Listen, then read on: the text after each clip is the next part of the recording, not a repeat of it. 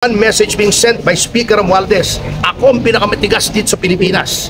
Kaya ko kayong lahat. By making Congressman Sandro Marcos the lead or the point man sa pagsulong ng impeachment, ipinakita niya very subtly that the President cannot even control his own son. General Appropriations Fund para matakpan ang kanilang malaking kasalanan dito sa sambayan ng Pilipino. Para sa halip na ito pag-usapan, ang pag-usapan siyempre yung impeachment sa inaakala nilang malaking storya. At alam niyo ba, ang tingin ko dyan, kahit papano ay isang master stroke yan ni Speaker Romualdez. Bakit ko sinasabi?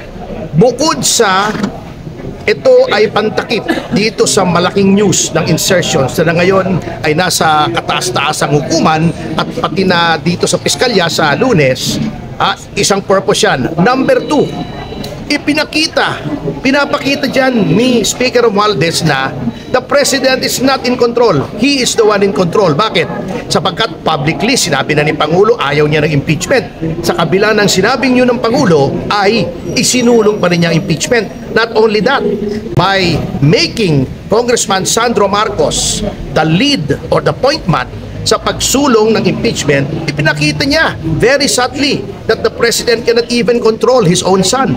Diba? Number 3, pinapakita niya sa Iglesia ni Cristo na para bang ibig niya sabihin, hindi ko kayo kailangan. Kahit mag-rally kayo laban sa impeachment, yung kahit nakakuha kayo ng 2 milyon nationwide na mag-rally against impeachment, hindi namin pakikinggan yan, hindi namin kayo kailangan sapagkat yung 241 billion namin ay mas maraming mabibiling boto kaysa sa boto ng Iglesia as a block. Yan po ang mga mensaheng isinusulong ng impeachment na yan eh. At number 4, dry run po ito.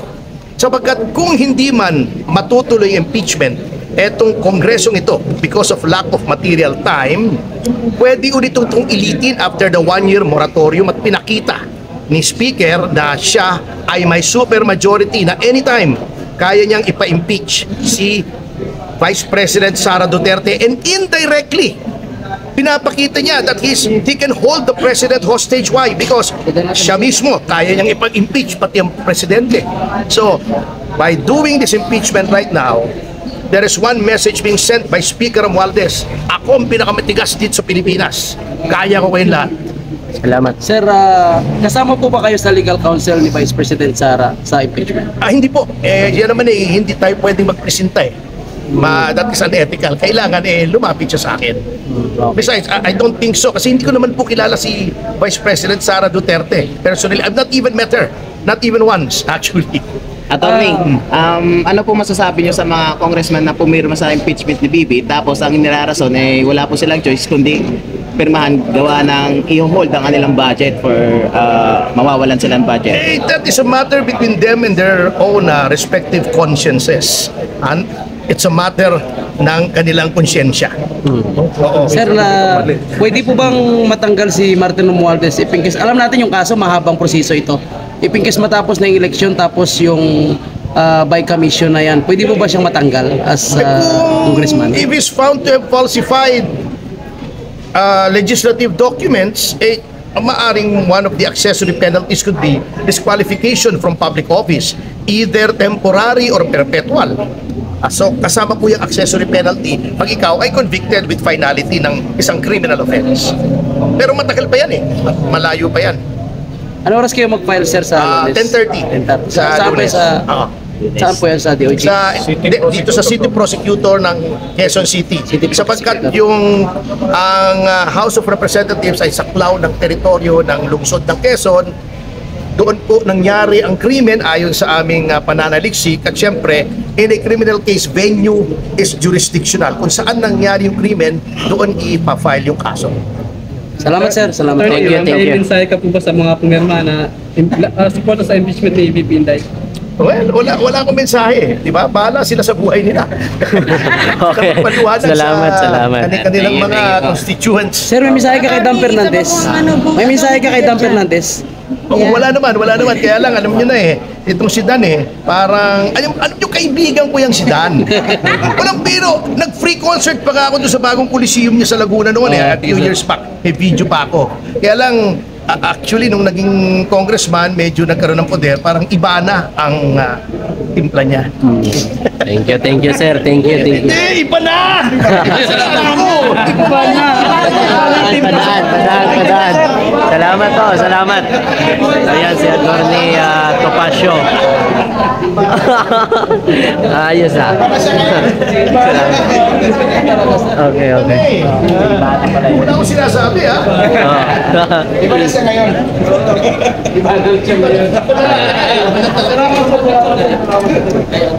Okay.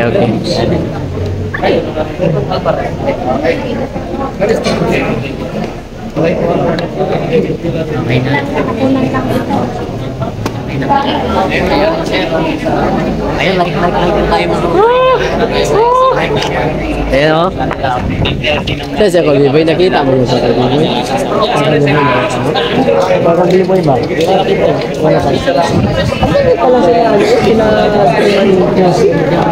Sama din pala. Baka, ewan ko baka nandito din si PRR, hindi lang nandito halos lahat ng mga member ng PDP, mga kababayan.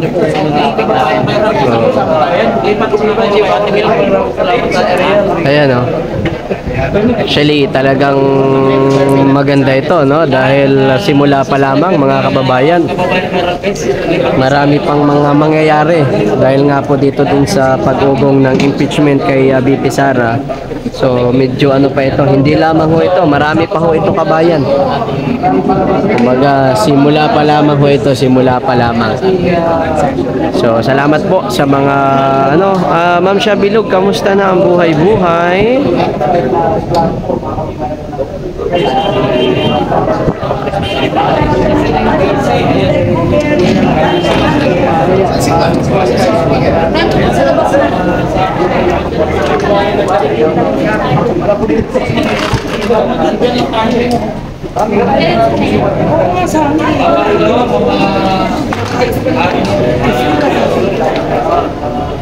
Guys, salamat po sa mga nandito.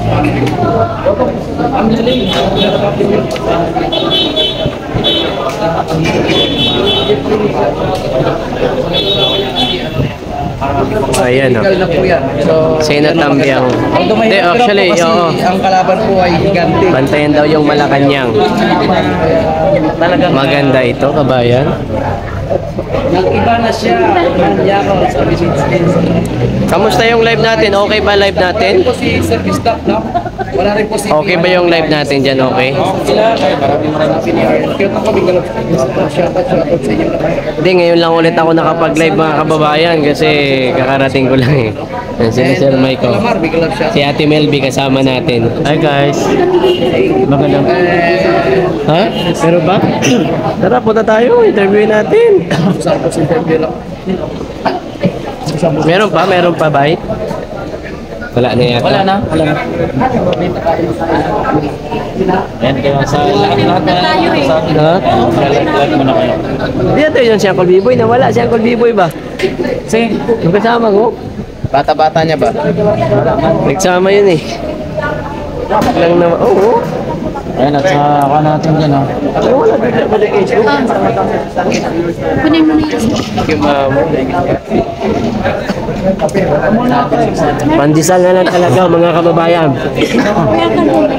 Pandesal na lang. Kain tayo. Thank you.